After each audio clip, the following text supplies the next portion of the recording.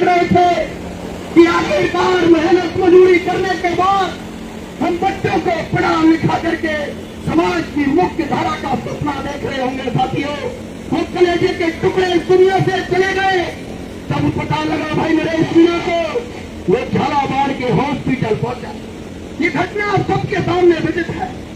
उसने सोचा नेता तो और भी पहुंच गए थे राजस्थान के हॉस्पिटल, लेकिन सब लोग अपनी उपस्थिति दर्ज करवाने के बाद वापस जिस तरीके से प्रशासन ने कहा उसी प्रोटोकॉल में वापस चले गए। लेकिन नरेश मीणा ने कहा कि इन बच्चों के परिवारों को 1 करोड़ रुपए 50 लाख, इन परिवारों को सरकारी नौकरी अगर नहीं मिलेगी तो नरेश मीणा इस हॉस्पिटल से घर वापस नहीं जाएगा। ताकि सब कुछ आपके सामने हुआ। इस घटना होने के बाद राजस्थान की पूर्व मुख्यमंत्री माननीय वसुंधरा राजे जी हॉस्पिटल पहुंचती है। पहुंचने के बाद पूरा घटनाक्रम आप लोगों ने देखा। उससे पहले नरेश मीणा को पुलिस के द्वारा जेल में डलवा दिया गया। बताओ, मैं पूछना चाहता हूं, राजस्थान के जनमानस से पूछना चाहता हूं, सरकार से प्रशासन से पूछने से तो मतलब ही क्या है, क्योंकि वो तो चला करके कर रहे हैं। लेकिन मैं राजस्थान के सर्व समाज युवा वर्ग से पूछना चाहता कि अगर राजस्थान में घटनाएं घटती रहेंगी, आप लोग देखते रहोगे, कोई लड़ने वाला है कौन इस राजस्थान के? जो कोई लड़का उसकी आवाज को दबा दिया जाता है, जिसको कुचल दिया जाता है, वो नरेश मीणा का आवाज बन करके 40 दिन की जेल काटने के बाद, लगभग 50 दिन पूरे होने के बाद उस व्यक्ति के लिए तो अब जिधर से निकले उधर से राजस्थान में रैली हो गई, जन क्रांति हो गई। आपने देखा होगा कि जेल आने के बाद नरेश मीणा झुंझुनू जाता है तो जन क्रांति में बदल जाता है, नरेश मीणा सवाई माधोपुर जाता है तो जन क्रांति में माहौल बदल जाता है। मेरे भाइयों, वो पीड़ित परिवार वापस नरेश मीणा जी के पास आता। उसने कहा कि हमें न्याय नहीं मिला। जब न्याय नहीं मिला तो तनिक पलवरनी नहीं सोचने के बाद उसने रोक कर लिया इस शहीद स्थल का।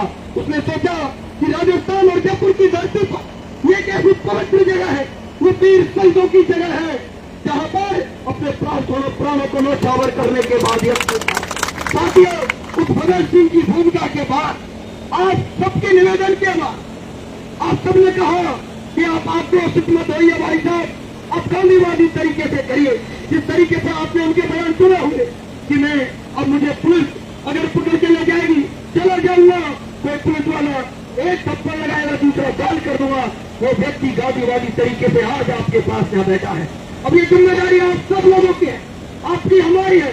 राजस्थान के प्रत्येक जाति वर्ग और धर्म से ऊपर मानवतावादी सोच रखने वाले उस प्रत्येक युवा की है कि आज इस आवाज को मजबूत करके और इन बच्चों को न्याय दिला करके अगर हम यहाँ से निकलते हैं तो पूरा राजस्थान और देश आपकी तरफ देखेगा। वो दिन दूर नहीं होगा जब नरेश मीणा एक आह्वान करेगा, कोई आंदोलन करने की जरूरत नहीं पड़ेगी, कोई धरना देने की जरूरत नहीं पड़ेगी, आंदोलन करने की जरूरत नहीं पड़ेगी। साथियों, इसको सफल बना लिया तो नरेश मीणा का एक बयान राजस्थान की दशा बदल देगा, न्याय बदलने का काम।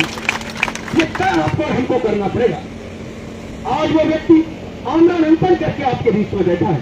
ये जिम्मेदारी तमाम हम सब युवा साथियों की है कि हमें किस तरीके से इस चीज को मैनेजमेंट करना है। सब तरीके के लोग हमारे बीच में आएंगे, सबका आदर सम्मान उनको साथ लेकर इस विचारधारा को जाति से ऊपर उठ के, धर्म से ऊपर उठ के, या आप हम सब लोगों की जिम्मेदारी बनती है कि नरेश मीणा अब एक व्यक्ति नहीं रहा, नरेश मीणा एक जाति से नहीं रहा, नरेश मीणा एक धर्म से नहीं रहा, नरेश मीणा मानवतावादी सोच रखे एक राजस्थान के लिए क्रांति हो गया, नरेश मीणा एक विचार हो गया। इस सोच को लेकर के आपको हमको आगे बढ़ना पड़ेगा। क्या आप लोग तैयार हो कि जब तक नरेश मीणा या धरने पर बैठे न्याय नहीं मिले तब तक आप सब लोग अभी अपने 50 लोगों को फोन करके डेली बुलाओगे? क्या आप तैयार हो? क्या नरेश मीणा की आवाज के साथ तन मन धन से तैयार हो? बहुत बहुत धन्यवाद। राम राम साहब।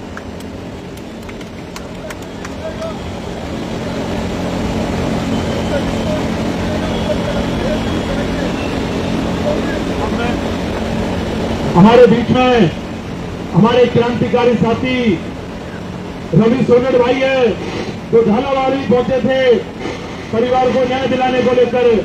मैं उनसे आग्रह करूंगा कि अपनी बात को सभी क्रांतिकारी साथियों के सामने रखें।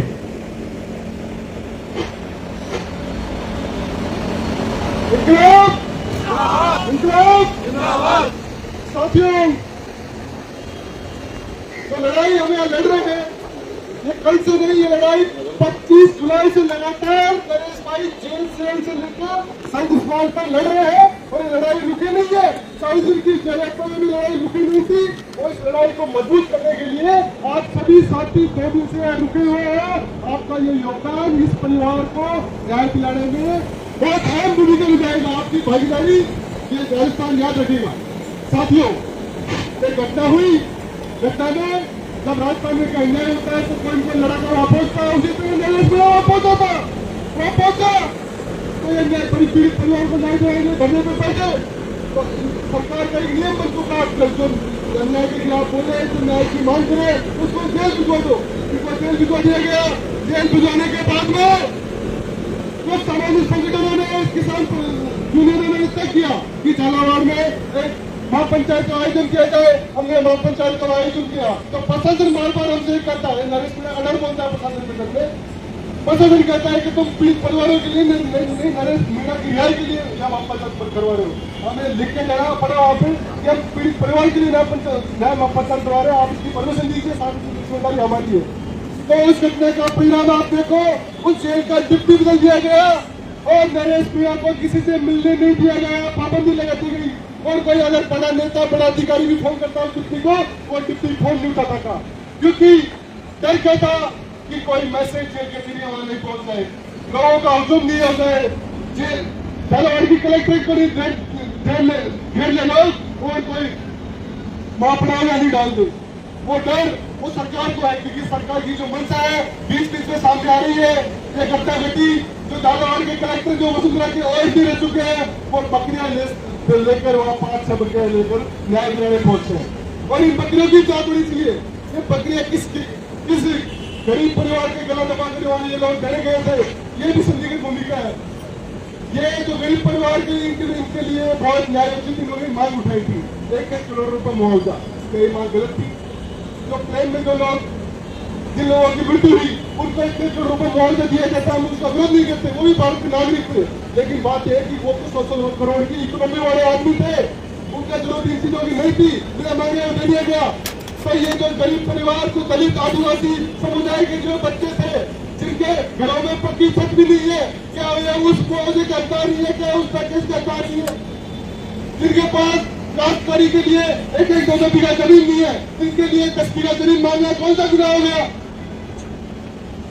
और जो 28-35 बच्चे थे, उनके लिए 50-50 लाख रुपए मुआवजे की मांग मैंने रखी, क्योंकि ये वहाँ के हालात जानते हैं, वो सारा भी क्षेत्र से आते हैं, इन्होंने वहाँ की जमीनी हकीकत देखी है, उस पीड़ा को जानते हैं, उस पीड़ा को महसूस करते हैं। उन्होंने मांग रखी सरकार के सामने कि इन परिवारों को एक सरकारी नौकरी मिल जाए और आज सरकार का जो लाभ लग रहा है, इसमें उन्होंने कहा है कि इन परिवारों को संविदा पर नौकरी देंगे।